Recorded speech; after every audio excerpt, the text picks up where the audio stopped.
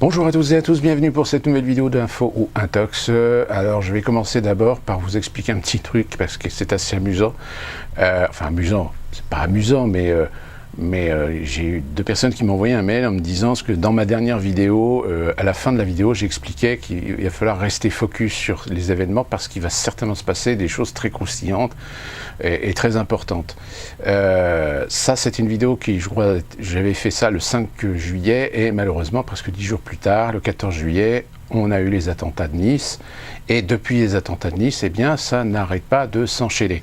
Alors évidemment, actuellement, on est très focalisé sur ce qui se passe en Allemagne. Aujourd'hui, nous sommes le lundi 25 juillet.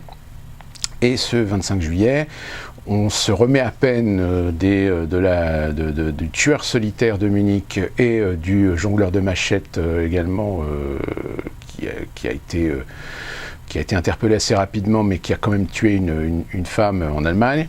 Là, on vient d'apprendre qu'à Ansbach, en Bavière, eh bien, un demandeur d'asile vient de se faire exploser, apparemment à l'entrée d'un restaurant, mais aussi apparemment pas très loin d'un festival. Donc là, c'est en Allemagne que ça commence un petit peu à bouger, et évidemment, je prétends pas être devin, hein, je n'ai pas rien prévu d'avance.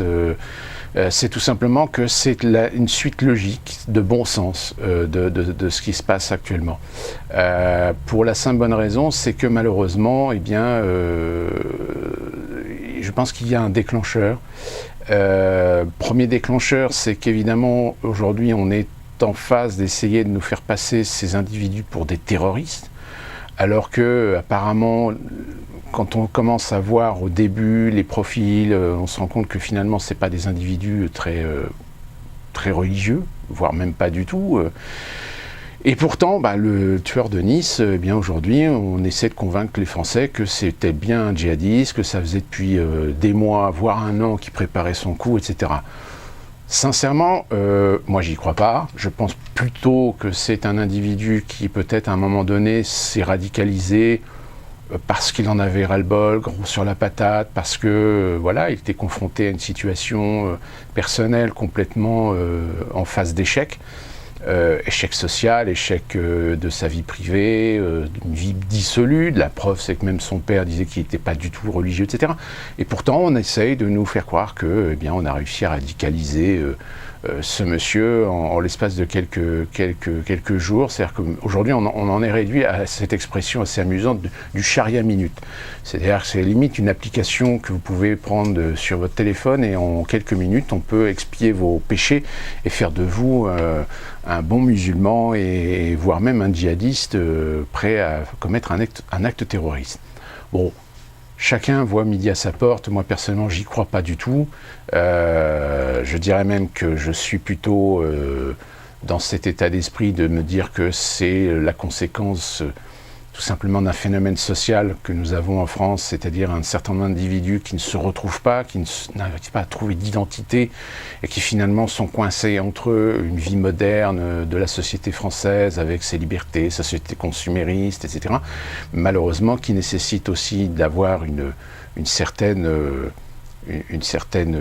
situation sociale que malheureusement ils n'arrivent pas à trouver parce que souvent issus de familles ou de milieux où l'éducation manque un petit peu, et puis en plus de ça, on sait pertinemment que dans beaucoup de milieux musulmans, voire musulmans pratiquants, on sait pertinemment que le mal est un mal dominant et que c'est l'homme lui-même qui forge le respect et que forcément, mais que ce soit des enfants ou des adolescents, suivant si la méthodologie familiale pour inculquer, je dirais, les valeurs, voire peut-être des valeurs même islamiques,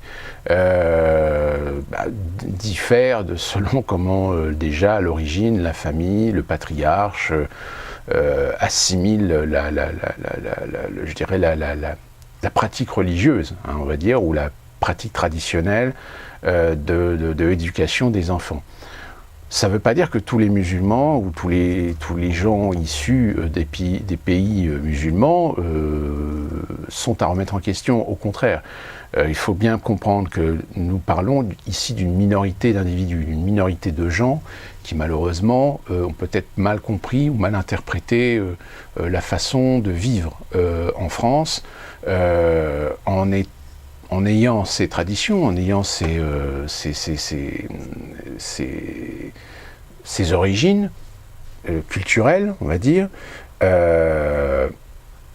pour essayer de les rendre un petit peu, pas conformes, mais en adéquation, on va dire, avec la société française, avec ses lois, avec ses règles, avec ses principes. Sauf que ça, c'est malheureusement quelque chose qu'on n'a pas su gérer et qu'aujourd'hui, eh bien, on est confronté à des individus qui appliquent des lois, qui appliquent des traditions, qui appliquent des règles qui vont complètement à l'encontre des principes de ce que nous concevons dans une société en matière d'éducation. Et donc forcément, eh bien, ça génère des individus qui bien qu'on sont convaincus que ce qu'on leur a inculqué sont les véritables valeurs de la vie, mais qui malheureusement se fracassent contre les principes, les valeurs de la République, les principes de valeurs de sociétés occidentales, dans les comportements, dans les processus d'échange, les processus relationnels entre individus. Et on n'est pas étonné finalement de se retrouver avec des gens qui ont un certain narcissisme, qui ont une certaine désinvolture, et qui finalement n'arrivent pas à trouver une identité, n'arrivent pas à trouver une place dans la société, et parce que rejetés, forcément, de par leur comportement, allant même jusqu'à des comportements violents. Donc voilà, je pense qu'on n'a pas besoin d'être sociologue pour constater ça et avoir un bon sens pour se dire, voilà, on est confronté aujourd'hui à des individus qui jusqu'à présent commettaient des impairs, commettaient des actes violents ou des délinquances notoires ou criminelles, mais ça restait très localisé. Là aujourd'hui, eh bien, on est peut-être confronté à des individus qui ont peut-être passé, qui vont passer à l'étape supérieure. Et l'étape supérieure, c'est tout simplement bien se révolter, se manifester sa colère, manifester sa violence sur de l'acte de masse. Et c'est là que ça devient dangereux. C'est là que c'est plus avantageux pour les autorités d'assimiler ces individus à des terroristes, parce qu'ils sont musulmans, parce qu'ils sont d'origine d'origine arabe, d'origine de pays musulmans, etc. Quoique, quand on dit arabe, c'est pas forcément musulman, puisque vous avez des juifs arabes, comme vous avez des chrétiens arabes, etc. Donc voilà, on est confronté maintenant à cette situation, à devoir gérer, ce que je suis désolé de dire ça, mais l'ingérable dans l'état d'esprit dans lequel aujourd'hui on fonctionne dans nos pays occidentaux. C'est-à-dire qu'à un moment donné, on va forcément, pour éviter d'affronter la réalité, on va plutôt adopter la politique de l'excuse. La politique de l'excuse qui consiste à expliquer aux Français ou expliquer aux Européens, aux Allemands actuellement, voilà, oui, c'est un criminel, c'est un acte odieux, etc. Mais comprenez que sa situation n'était pas facile, que c'était un demandeur d'asile qui, depuis plusieurs années, désespérait de pouvoir trouver sa place dans la société, et blablabla, et blablabla. Donc, c'est toujours le même genre de discours. Et finalement, on en revient toujours à cette incompréhension et cette irresponsabilité des autorités et des gouvernants à assumer pleinement leur rôle face à une situation qui est claire, nette, précise, c'est qu'aujourd'hui, eh bien, vous êtes en face d'individus qui demain peuvent faire des attentats, on va dire, de masse. Donc là, aujourd'hui, en ce moment, c'est en Allemagne que ça se produit. Mais voilà, on en est réduit à ce point, c'est qu'il y a, comme je le disais, on était arrivé à peu près un attentat très meurtrier, un attentat meurtrier par mois.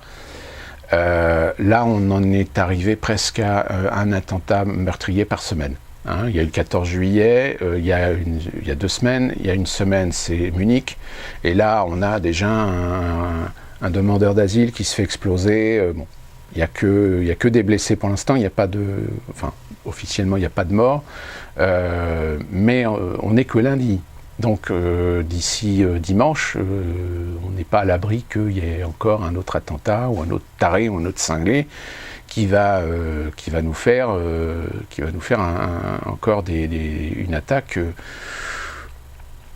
qui sera d'origine islamique ou pas, voilà, tout ça c'est un petit peu confus parce qu'il y a des intérêts aussi politiques derrière à mettre ça dans des cases pour légitimer et pour justifier des politiques, tout comme le gouvernement français justifie de prolonger de 3 mois l'état d'urgence, mais qui finalement ne sert à rien, puisque vous verrez d'ailleurs dans une vidéo précédemment, c'est que vous avez un député à l'Assemblée nationale qui a fait un état des lieux de l'état d'urgence en disant que des textes qui avaient été proposés et qui auraient pu justement servir à essayer de limiter la casse, ont été refusés. C'est-à-dire que finalement l'état d'urgence n'a fait que renforcer un dispositif qui est ce qu'on appelle la perquisition administrative, mais qui finalement va permettre à des gens de pouvoir être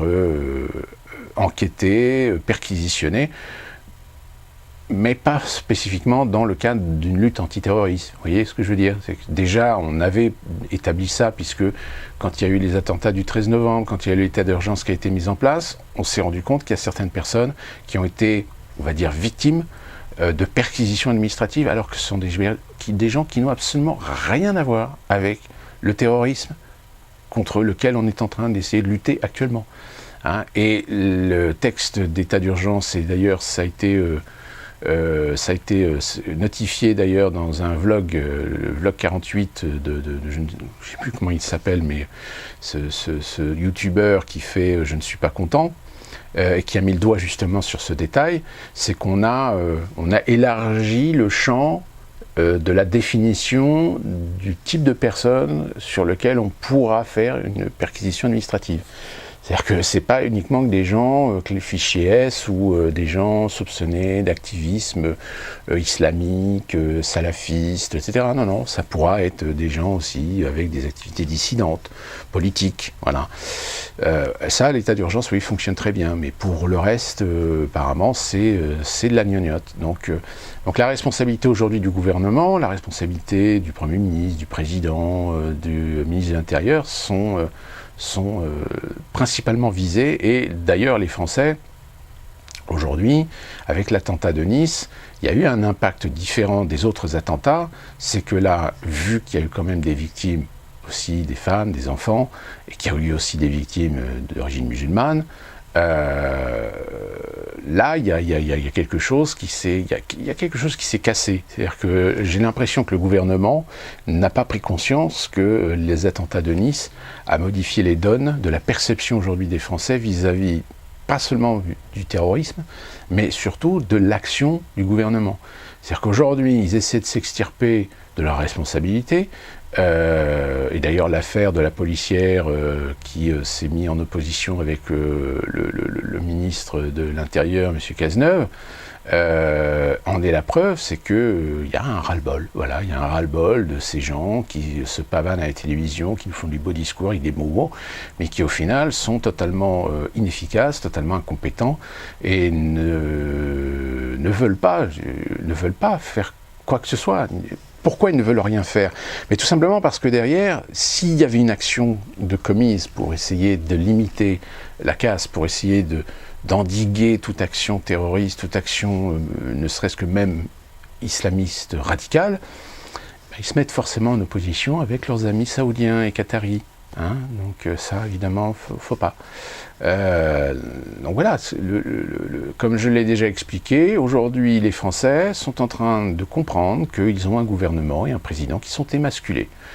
Ils sont émasculés du pouvoir, de la souveraineté, de la sécurité du peuple français, parce que il y a des intérêts politiques, il y a des intérêts financiers derrière, qui font qu'ils ne feront rien, et qu'il y aura encore un attentat, des attentats avec des morts, etc. Et que la seule chose qui pourrait éventuellement assurer la sécurité des Français, c'est tout simplement d'être vigilant. Sauf que le problème, c'est que la vigilance va pousser forcément des gens à peut-être moins sortir, peut-être moins aller dans des rassemblement, et ce qui risque d'avoir évidemment des conséquences économiques, et ce qui risque encore d'aggraver encore plus l'économie française. Donc voilà, il y a tout un phénomène qui en découle, d'autant plus que les attentats de Nice a quand même aussi mis une grande claque aux Français. C'est jusqu'à présent, les attentats, les gens se disaient oui, et même moi le premier, je disais les attentats en France, l'intérêt c'est d'en faire à Paris, c'est pas d'en faire ailleurs, ça n'a pas d'intérêt. Bon là malheureusement ça s'est produit à Nice. Donc ce qui prouve que là il y a une évolution. Il y a une évolution du ciblage, c'est-à-dire que là on va plus se contenter d'attaquer juste que la capitale, on va aussi attaquer ailleurs. C'est-à-dire qu'on va risque maintenant d'avoir des gens qui vont attaquer peut-être dans des grandes villes ou dans des villes moyennes. Alors les dispositifs de sécurité, on peut mettre tout ce qu'on veut, mais la priorité de toutes les priorités en matière de sécurité, c'est tout simplement la vigilance individuelle de chacun à faire attention à son environnement et à faire attention, ne pas être un petit peu, je dirais, un petit peu à l'ouest, c'est savoir observer, savoir regarder, faire très attention. Et à ce propos, je vais juste vous raconter une petite anecdote, c'est que malheureusement je suis tombé sur une vidéo des événements qui se sont produits à Nice.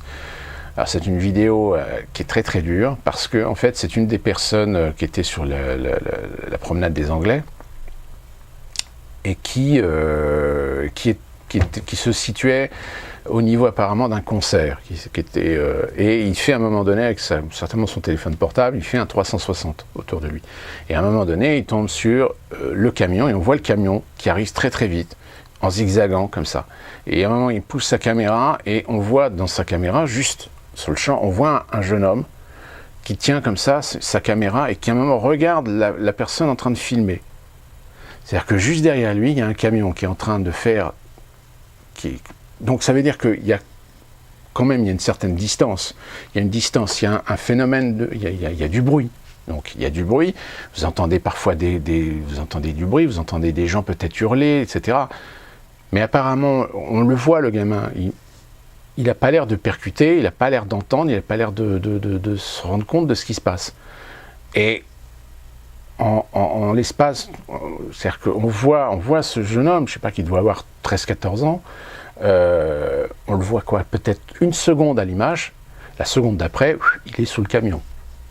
Donc là, c'est là où vous vous dites, en effet, là, il y a quand même quelque chose, c'est dramatique, c'est une image très très dure, mais vous dites que, ben oui, dans le problème des phénomènes de masse, c'est-à-dire tous ces événements qui amènent énormément de monde, il y a parfois une perte de repères de ce qui peut se passer.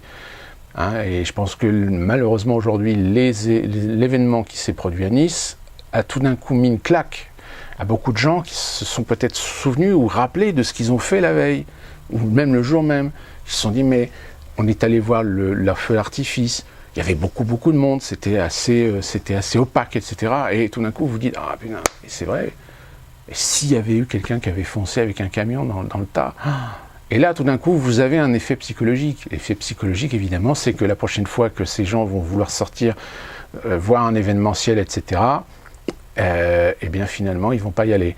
C'est peut-être aussi une des raisons pour lesquelles un certain nombre de festivités qui étaient prévues dans un certain nombre de villes de France, eh bien, tout simplement été annulées. Elles ont été annulées certainement pour des raisons de sécurité, parce que les municipalités, évidemment, ont certainement... par précaution, voulu renforcer la sécurité. Malheureusement, les budgets ne le permettaient pas, donc ils ont préféré annuler, et puis certainement annuler parce que peut-être que les événements n'auraient pas attiré le monde que ça attire en règle générale, et que fatalement, il y a des répercussions aussi économiques. Donc vous voyez, il y a véritablement un effet domino, finalement, de tous ces événements. Et c'est pas fini. Je pense que avant la rentrée, il va encore y avoir des événements et encore des phénomènes qui risquent de changer les donnes et de changer les perceptions. Voilà, donc faut pas tomber dans la psychose non plus. Je le répète encore, pas d'amalgame, et ne pas tout de suite systématiquement cataloguer tous les gens qui ont des noms à consonance arabe dans le même panier. Je pense que la majorité des Français sont dans cet état d'esprit-là. Mais je pense que certainement ces individus qui ont une fâcheuse tendance à perturber, à provoquer, etc., je les invite à faire très attention parce qu'il risque d'y avoir un effet inverse. C'est-à-dire qu'un jour ou l'autre, il va y avoir des gens qui vont en avoir tellement marre que, au lieu de baisser les yeux, de baisser la tête et de laisser faire, ils ne laisseront plus faire. Donc il risque d'y avoir des règlements de compte assez brutaux, voire très violents, qui risquent de se produire. D'autant plus qu'en plus de ça, on est quand même dans une période où les conflits d'intérêts poussent forcément les communautés à des provocations. Je pense par exemple à des gens du voyage qui se sont carrément installés dans des endroits et qui ont même parfois, je ne me souviens plus dans quelle commune, le maire a été obligé d'annuler les festivités du 14 juillet parce que ces gens du voyage s'étaient installés dans une zone où était prévu, d'installer les festivités et de faire le tir du feu d'artifice. Mais du coup, comme les Roms n'ont pas voulu bouger, ils sont restés, et tout a été annulé. Donc voilà, c'est ce genre de choses qui, à un moment donné, va forger forcément dans les esprits un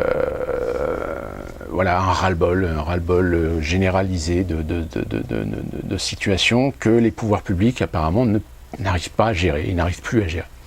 Ça, c'est malheureusement quelque chose qui va à un moment donné,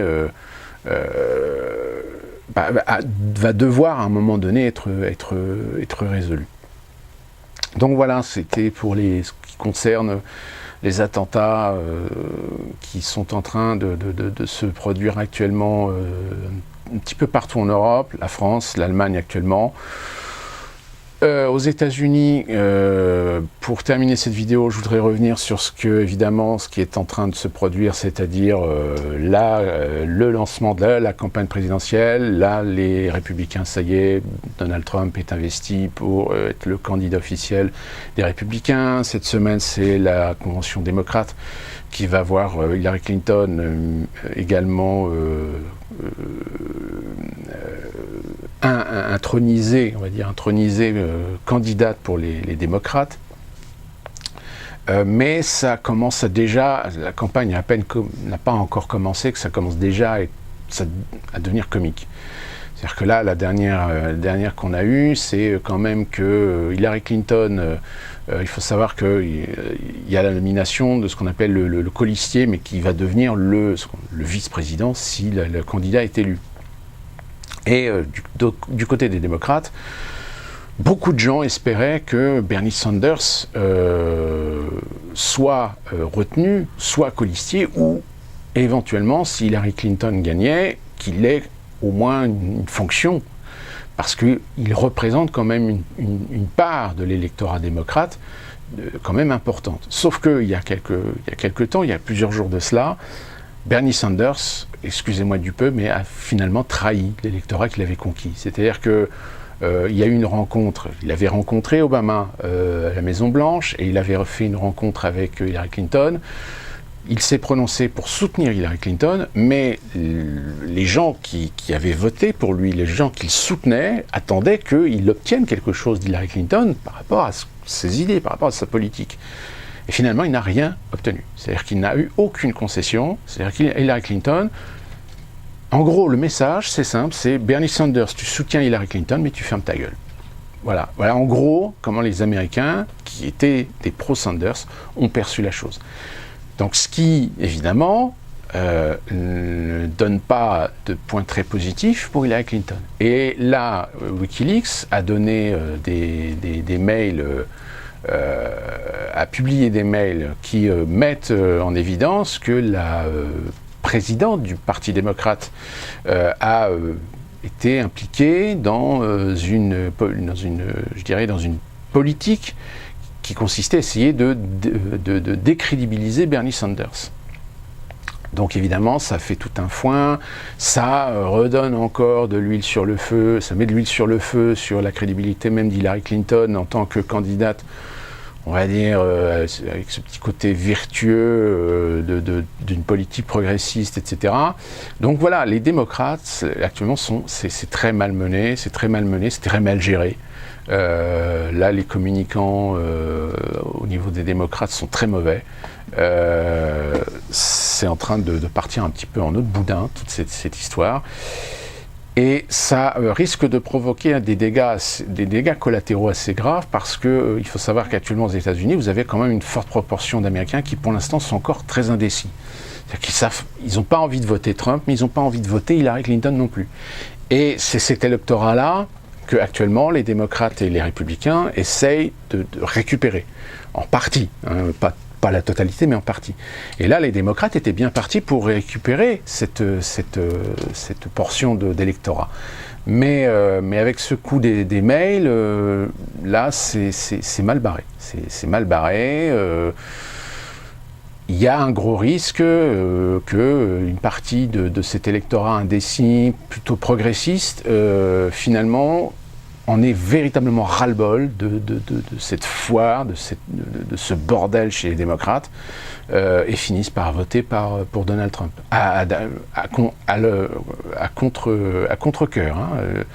Je connais personnellement certaines personnes aux États-Unis qui vont voter Donald Trump, mais à contre-cœur. Mais parce qu'ils ne veulent pas voter pour Hillary Clinton. Donc voilà, c'est ce que j'ai sorti dans un post. J'ai dit, malheureusement, aujourd'hui, les Américains sont face d'une situation où ils vont devoir voter avec le flingue sur la tempe. Ça veut dire quoi? Ça veut dire qu'il va falloir qu'ils votent soit pour la peste ou le choléra, tout en sachant que, fatalement, ça ne va pas amener des choses de bien pour les États-Unis. Déjà que le pays vit dans un état d'esprit, dans un marasme pas très réjouissant, les indices ne sont pas bons, on a un appauvrissement de plus en plus important dans la classe ouvrière aux États-Unis. Vous avez de plus en plus aujourd'hui de gens qui perdent tout, c'est-à-dire qu'ils perdent leur maison, ils perdent leur rente, ils perdent leur pension, ils perdent... donc voilà, c'est... Et comme malheureusement la culture anglo-saxonne est une culture très individualiste, très consumériste, moi personnellement je ressens depuis quelques mois des gens se renfermer sur eux-mêmes, se renfermer dans leur petit monde finalement, dans leur petite vie pour ne pas voir ou ne pas subir les phénomènes socio-économiques du pays. En plus, avec les phénomènes qui actuellement contre les violences policières qui s'accroît de plus en plus et qui inquiètent aussi la classe politique parce que ils se rendent compte qu'il y a de plus en plus aujourd'hui d'Afro-Américains qui n'ont plus envie de se laisser baratiner, n'ont plus envie de se laisser faire et on risque, oui, en effet, on est vraiment dans une frontière très fragile pour à un moment donné voir finalement des gens de la communauté afro-américaine provoquer une scission globale dans la société américaine avec toutes les ramifications et toutes les conséquences que ça peut amener. Donc ça c'est pareil, c'est quelque chose qui va être à surveiller. Je pense que la campagne présidentielle américaine va commencer certainement sur les chapeaux de roue parce que là tout va être permis. C'est-à-dire qu'ils vont aller chercher jusqu'à secouer le cocotier, jusqu'à remuer les poubelles pour balancer les uns sur les autres, etc. D'autant plus que les sondages, en général, ne font pas ressortir une majorité très claire pour Hillary Clinton, donc ce qui évidemment est inquiétant, parce que si vous avez un écart de points qui est relativement faible entre les deux, ça veut dire que dans la réalité, peut-être qu'il risque d'y avoir une inversion de valeur et que, en effet, les chances que Donald Trump soit élu ne sont pas totalement idiotes.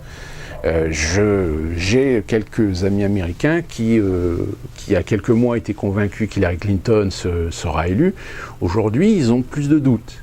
C'est-à-dire que, vu la campagne, vu la communication, vu la réputation qu'il y a du côté des démocrates, ils sont un petit peu perplexes. Ils ont peur que, malheureusement, les bourdes, les mensonges, la grosse, je dirais, assurance, la trop grande assurance chez les démocrates de voir Hillary Clinton être la présidente salvatrice des États-Unis porte plus de préjudice qu'autre chose. Donc c'est un phénomène à suivre. Et enfin, pour terminer, suivez l'or. L'or, l'argent, les devises, parce qu'il y a du mouvement. Sachez que la Deutsche Bank, si vous n'avez pas lu le post que j'ai posté sur ce blog, la Deutsche Bank a vu l'ajout au capital de 10% d'investissement des Qataris, ce qui n'est pas rien, que les banques italiennes, actuellement, on est en train d'essayer de cacher encore la merde sous le tapis, alors que là, vous avez un certain nombre de banques italiennes qui sont en train de flamber, tout simplement. C'est-à-dire que la maison brûle, mais voilà, on attend que la BCE fasse un geste pour sauver encore les meubles. Savoir que la BCE, on en est presque à 3 000 milliards, je crois, 3 000 milliards de dettes. En plus que la BCE vient d'annoncer qu'elle va aussi racheter encore plus de dettes auprès de certaines grandes sociétés du CAC 40. Enfin, voilà, je pense qu'économiquement, si vous voulez, c'est pour ça qu'en règle générale, ce qui est intéressant à voir, c'est qu'il y a toujours des liens. C'est-à-dire que finalement, on focalise l'information et l'attention des gens sur les attentats, c'est logique. Mais pendant ce temps-là, vous n'entendez plus parler de l'économie. C'est-à-dire que l'économie, les informations en matière d'économie disparaissent. Donc, et là aujourd'hui, on vient d'apprendre que Yahoo vient de se faire racheter par Verizon aux États-Unis, donc Yahoo va certainement disparaître d'ici quelques mois. Donc l'économie, suivez attentivement ce qui se passe. Voilà, terminé pour cette vidéo, on se retrouve peut-être très prochainement, et puis d'ici là, eh bien, soyez prudents, suivez bien l'actualité. Merci d'être toujours aussi nombreux à visiter le blog, et on se retrouve d'ici peut-être quelques temps, ou d'ici peut-être encore un gros événement tragique, je pense que malheureusement, il n'y a pas besoin d'être devin ni voyant pour dire qu'il risque d'y avoir encore un attentat relativement meurtrier d'ici avant la fin de la rentrée, ou la fin des vacances. Donc voilà, merci à tous et à très bientôt.